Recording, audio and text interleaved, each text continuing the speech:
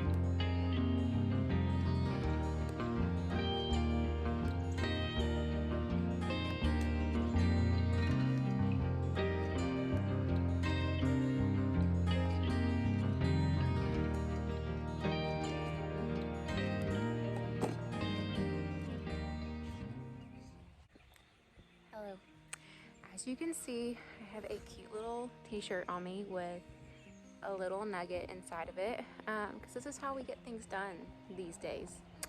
I will try to refrain from mom swaying while I'm holding the camera, but it might be hard. Yeah, me and her came out for a walk and I saw how much stuff needed to be harvested. And I was just like, look, little lady, we're gonna get wrapped up. We're gonna go out in the garden. We're gonna harvest some stuff real quick, show our friends what's going on, try to avoid all these rain clouds that we're like in the middle of right now, and hopefully be productive in a very little time. So she should be good because she loves this thing. I swear, best invention ever. It's probably been around forever, but who knows. So much to harvest. The garden's looking luscious and beautiful, and it feeds my heart. Isn't this just the loveliest sight? So those were noodle beans that I was harvesting, and if you have a big family or a husband that eats a lot, these are the best. They are very prolific, very fast growers, and it goes such a long way. So this is just loaded all on here. Next stop, our jungle of cucumbers, because did I sow too many and they all germinated? Yes. Did I thin them out? No. Am I upset about that? No. I just saw this. Look how wild that is. There's 3 cucumbers coming off right there.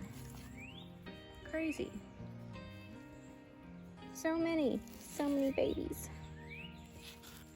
Little babies.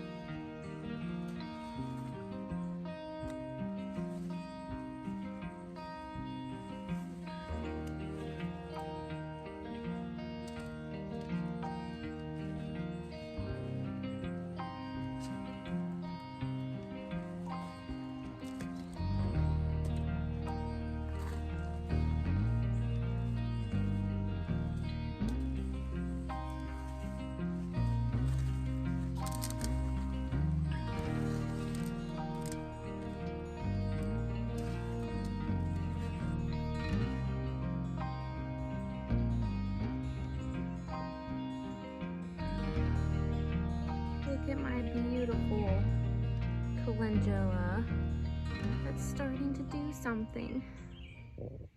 Okay, let's do a quick little walkthrough. What's going on in the garden? I feel raindrops. Having a little person on you on an already humid day adds so much extra body heat that does not make it easy to be out here. But so you already saw those front two beds where we have our beans growing over the trellis. We harvested all of the garlic and onions over there and have a ton of zinnias going. Over here is our sweet potatoes and our money maker tomatoes. So all of those are going. I will say all of our tomatoes are definitely still in baby form. Everything's taking a lot longer to grow. I think, more like I know, that's because we did not amend our beds well enough. Everything really stunted when we put them in. I don't think there was enough nutrients. Also could have hardened them off a little bit better, even though I told you guys how important it is to do that correctly. I still didn't do it 100% correctly because I was 39 weeks pregnant when I was hardening off my stuff. So the effort was very slim at that point, but they're starting to get going, so hopefully we still get a good yield. I believe we will. We are just having a slower start. Over in this bed, we've got a lot going on. So it's kind of our hodgepodge bed where things worked out. Some things ended up working that we didn't think were working, and some things were mislabeled. So right here, we have 2 zucchini plants, and those were supposed to be there on purpose. And then right along here, we have a row of dragon tongue bush beans that did not look like they were germinating because normally those come up really quick. So I planted what I thought was squatty pan or patty pan squashes that I bought from the nursery. Well, clearly those are not squatty patty pan squashes because those are supposed to be bush squash. These are obviously not a bush squash and some sort of either butternut or spaghetti. So this whole setup was going to be okay until these turned into vining, plants, etc. So now I have pallets going up in the middle, which I also had to cover up one of my eggplants because of this, but that's fine. Maybe it'll be okay. So that these can trellis up it and I can tie them up as they go. But I'm excited for the extra food. That's fine. They will store really well, which I'm all about. And yeah, just a nice little shock. I have been having to check under the leaves because I have found squash bug eggs already. So when I don't have a baby strapped to me, I need to come out here and do that again because I definitely don't want those hatching, but they like to be on the bottom of your leaves. And then this bad boy's loaded, so I'm gonna harvest, but I'm also gonna make sure I may not harvest those because I want to make sure. Oh yeah, see there's even a hole in it. Never noticed that before. I want to make sure that I can save beans from this plant. So I think I'm gonna let those go since these are kind of starting to look sickly. In the same bed, I have our Jet Star tomatoes along the back row and some volunteers that have popped up basically where each one is, which is kind of funny. So that's a volunteer. I'm letting them go because I love tomatoes, and we'll just see how it goes. Then I bought these at the nursery. They are Romas. I'm really excited to make some paste, tomato paste, and this was where all those carrots were. So since I bought them as really big starts, right before I was gonna harvest my carrots, I planted them where the carrots were, and I'm very happy I did that. Random kale, and another not patty pan squash, volunteer tomato, and then along this trellis and along the other side, Kajari melons, along with obviously cucumbers. So I've kind of already said this before on a video, but I'm kind of letting the garden do its thing with volunteers. I'm just happy to have stuff volunteering because that means I've gardened multiple seasons here and things have dropped seeds and want to grow, and that makes me really excited. So when I'm having difficulty with tomatoes that I planted, all these tomatoes that are coming up, I'm so excited about because it just gives me extra security, basically. Now, a lot of these volunteers are most likely wild cherry tomatoes, which is what I grew last year, and they're tiny, but great for snacking to where I can save my big tomatoes just for canning purposes and snack on my little cherries. So, win-win. And when I say there's a lot of volunteers, there's a lot of volunteers. So another mistake on my part was originally along this cattle panel, I planted cucamelon seeds. Well, they never germinated. Like, I waited weeks and then nothing came up. So I planted the rest of my Kajari melon seeds because I wanted to utilize this space. Well, then basically right after I planted those and those started popping up, here enters a cucamelon. And if you all know, these go wild. Like, look at all those runners. It's even going on to my pepper back there. So that should be interesting. And then I was like, okay. And here's another one. So, chaos. My garden shall be chaos this year. Oh. But look, my eggplant. That's an eggplant and it's blooming. And there's a little baby, whatever squash this is. Okay, and this bed is our pepper bed, is what I'm now calling it. We have many varieties of peppers here. We have Anaheim, poblano, bell peppers, jalapenos, and sweet bananas. So all of these are sweet bananas amidst our many zinnias that have volunteered that I am so excited about. A leftover celery leaf, volunteer tomatoes. There's even a huge volunteer tomato in that I'm letting go. So crowded over there. What else?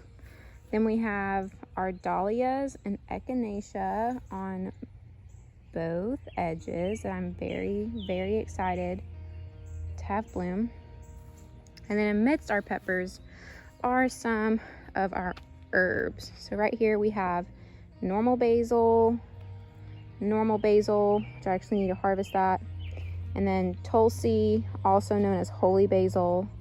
And there was one planted there and it died, and I'm now obviously very grateful it died because it would have been taken over. So on our list of things to harvest, as I've been harvesting a lot of herbs, and I'm growing a lot of herbs, and that's what I've been harvesting for the most part, I lay them out and I'm like, oh, I'll definitely remember what that is.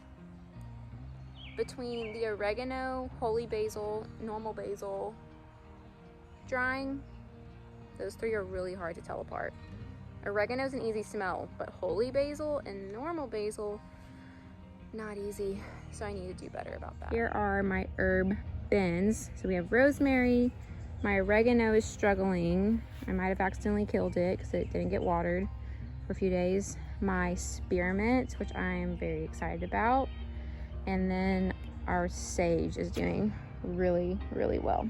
Okay, now for the back two beds, which if you've noticed, we still have not put up that cattle panel. So 2 dahlias going on this back row. No volunteer zinnias in this bed because this bed was not here last year.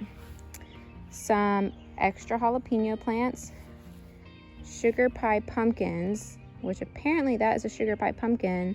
Why it looks so different, I'm not sure. Don't really know what's going on there. Butternut squashes. I'm gonna have to figure out a trellising system, which I think if I pan you over here, we have extra of that. And I think I'm just gonna rig it up right here. And then on both sides of this cattle panel is more Kajari melons. Never had them. Roots and Refuge loves them, and I'm taking her advice and growing them because do everything she says. Back in this bed is our yellow bush beans. more squash and zucchini, and a ton of Baker Creek black cherry tomatoes. Huh. What is that? Excuse you, sir. What are you? What are you? I'm really confused at how some sort of squash apparently is back in this bed, because I knowledgeably know where I sowed seeds. So maybe that's something from our compost, that there was a seed in it that was a squash. When I say the garden's chaos this year, it's chaos, and I love it. These two little ones and this little one and big one are acorn squash. And we do have, can you see that? A little acorn, some baby ones. So I'm super pumped about that. And then a volunteer tomato. And this is definitely a bigger tomato, because I can tell by its leaves and I know what was around this area, maybe. So I'm letting it do its thing. Okay, so with my face and the raindrops I'm still feeling intermittently, let's go ahead and harvest the rest of this garden, get it done, and get back inside, because it's a toasty one.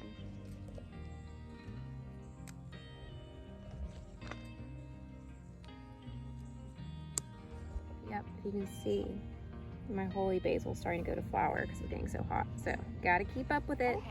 Got my basket of harvest, heading inside. Short and sweet, but thank you for hanging out with me today, guys.